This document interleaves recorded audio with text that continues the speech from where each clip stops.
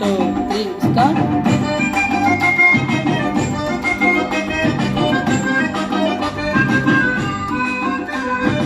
ஆறுமுகனை வேண்டி ஆராதனை செய்தார் முருகா முருகா.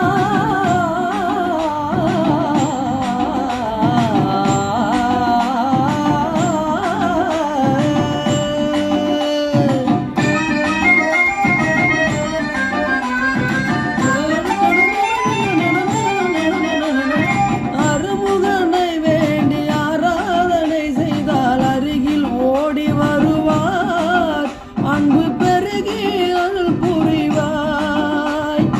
அறுமுகனை வேண்டி ஆராதனை செய்தால் அருகில் ஓடி வருவார், அன்பு பெருகி அருள் புரிவான்.